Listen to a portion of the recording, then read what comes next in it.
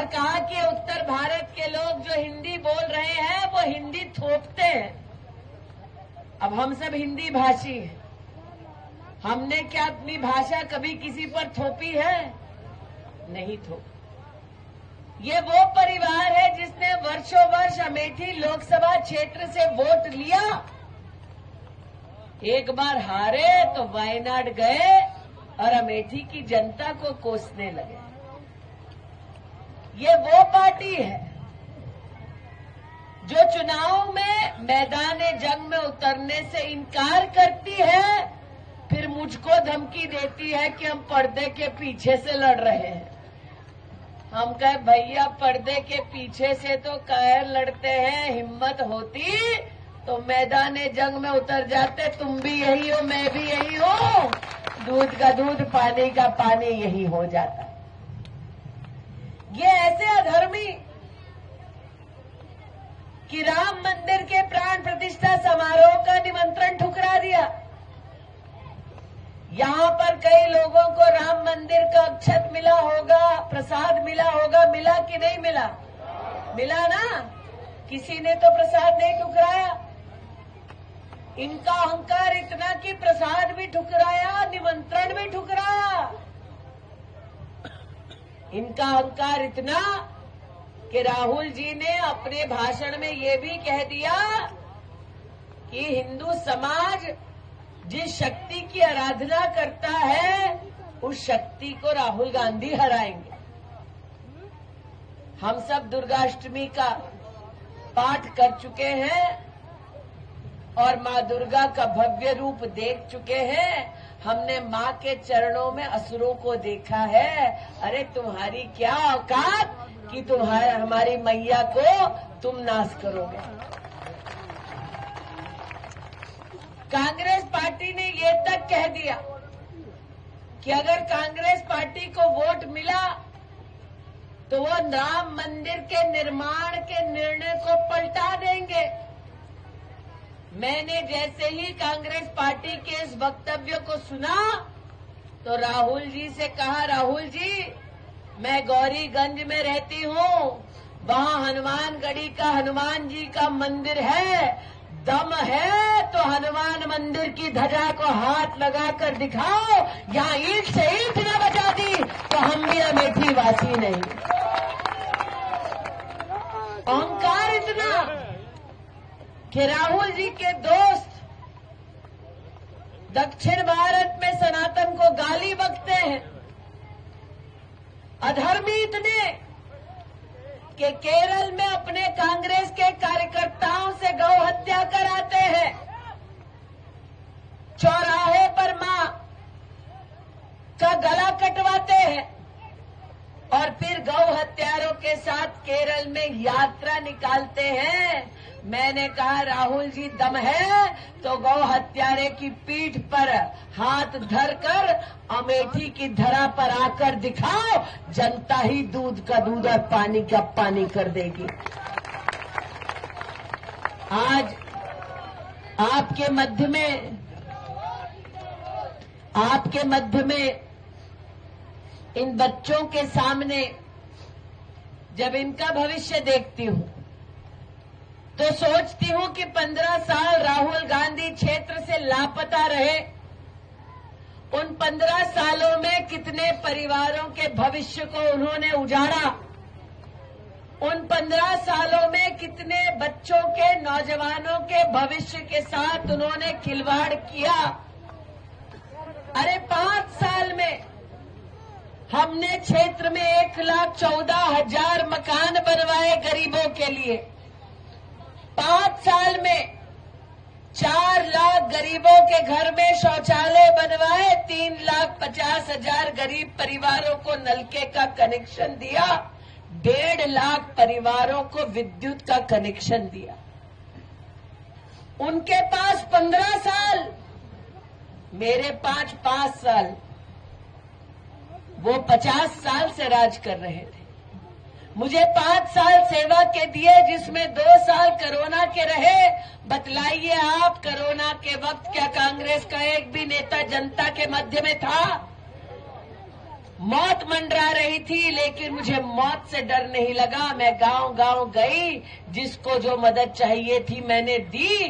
भाजपा ने मास्क बांटा, सैनिटाइजर बांटा, ऑक्सीजन की व्यवस्था कराई, एक एक जरूरतमंद को अस्पताल पहुंचाया। ये भारतीय जनता पार्टी के कार्यकर्ताओं का सहयोग था।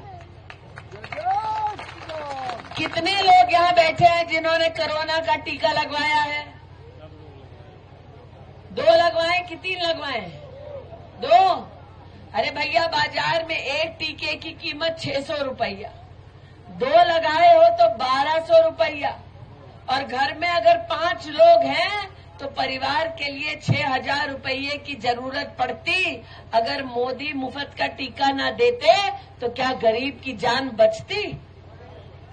इसलिए आज जो लोग टीका लगाए हैं उनसे कहने आई हूं कि 20 मई को पोलिंग बूथ पर जाओ, कांग्रेस को हार का इंजेक्शन लगाओ और कमल का बटन दबाओ।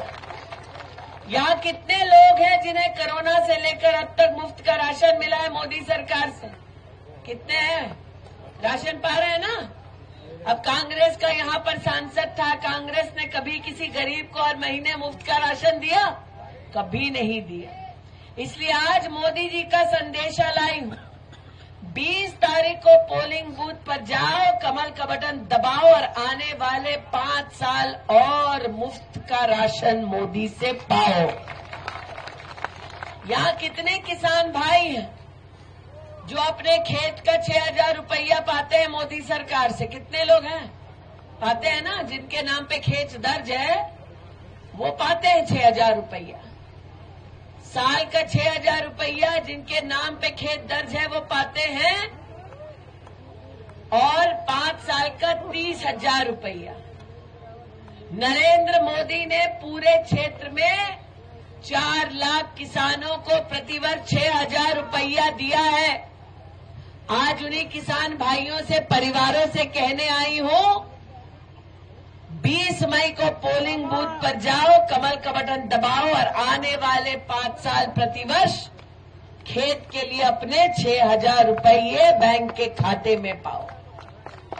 कितने लोग ऐसे हैं जिनको आयुष्मान भारत का कार्ड मिला है, स्वास्थ्य वाला? कितनों को मिला है? मिला है ना? मोदी जी की सरकार में गरीब के लिए साल का 5 लाख रुपए का मुफ्त का इलाज मुहैया कराते हैं मोदी जी।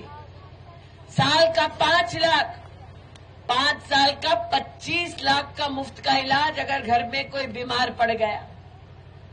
अरे मोदी जी तो 25 लाख की स्वास्थ्य की गारंटी देते हैं, राहुल जी तो आज तक 25 रुपये का किसी का इलाज मुफ्त में नहीं कराए।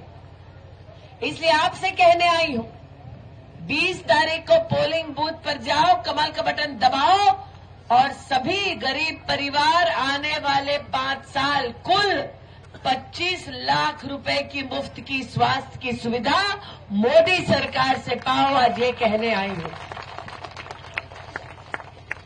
राजा साहब ने आज अपने भाषण में कई चीजों का उल्लेख किया,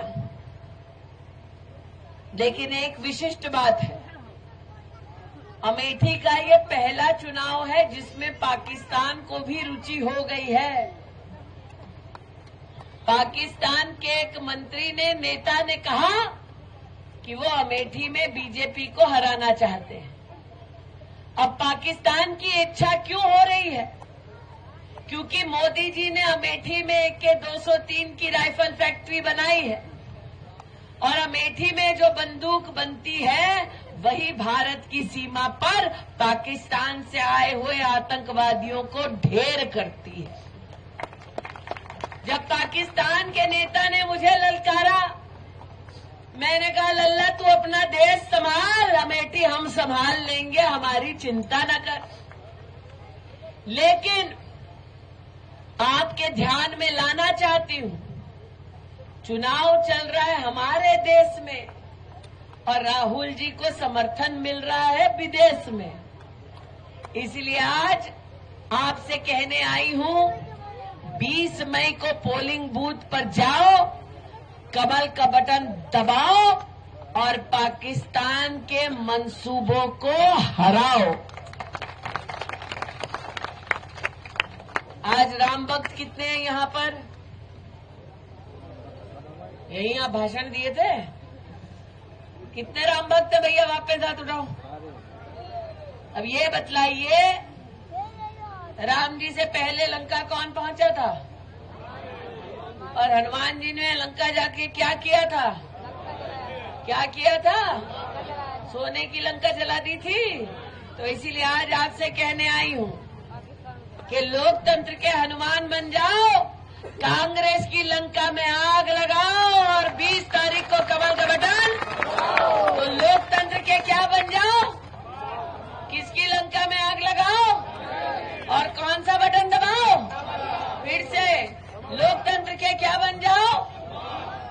किसकी लंका में आग लगाओ और कौन सा बटन दबाओ? कौन सा बटन? कौन सा बटन? कौन सा बटन?